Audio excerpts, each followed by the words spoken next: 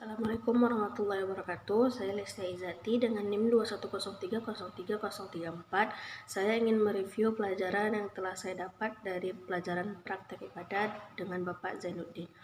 Di sini saya akan mereview tentang najis.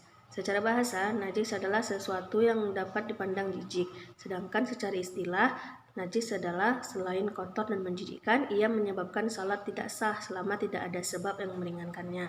Dalam Islam, ada macam-macam najis yang telah diurutkan berdasarkan tingkatan najis, yaitu ringan, sedang, dan berat. Sementara pengertian umum najis itu sendiri adalah sesuatu hal yang kotor menurut syarak peraturan Allah, diantaranya adalah bangkai, kecuali manusia, ikan, dan belalang, darah, nanah, segala sesuatu yang keluar dari kubul dan dubur, anjing, babi, minuman keras, bagian anggota badan yang terpisah karena dipotong selagi hidup. Macam-macam najis terbagi atas 3, yakni najis mukhafafah yang berasal dari kencing bayi, najis mutawasyitah dari kubul dan barang yang memabukkan, dan najis mughalazah yang berasal dari anjing atau babi. Secara fikih, najis terbagi menjadi 3 golongan.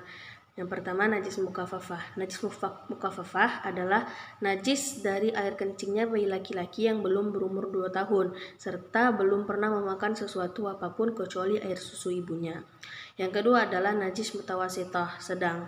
Najis mutawasitah merupakan najis yang keluar dari kubul atau dubur manusia atau juga binatang, kecuali air mani, barang cair memabukkan, dan susu hewan yang tidak halal dikonsumsi.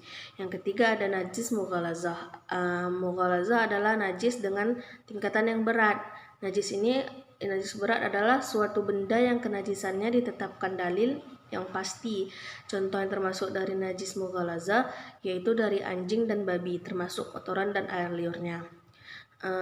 Dengan najis itu kita bisa membersihkannya sebagai berikut.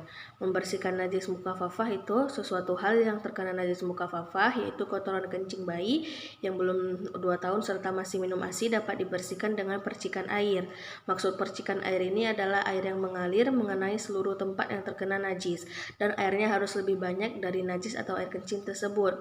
Apabila tempat yang terkena najis air kencing, misalnya pakaian, sudah dibersihkan menggunakan air mengalir tadi, maka selanjutnya tinggal kita keringkan seperti biasa. Kemudian membersihkan najis mutawasitoh.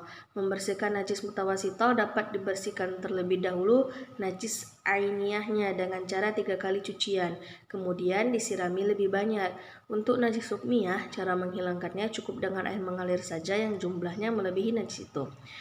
Dan yang ketiga ada membersihkan najis mughalazah. Sesuatu yang terkena najis mughalazah seperti jilatan anjing atau babi wajib dibasuh sebanyak 7 kali, dan salah satunya menggunakan air campuran tanah atau debu. Sebelum dibersihkan dengan air, wujud najis atau ainiyahnya harus dibuang terlebih dulu sampai benar-benar hilang. Kemudian dilanjutkan dengan cara 7 kali cuci.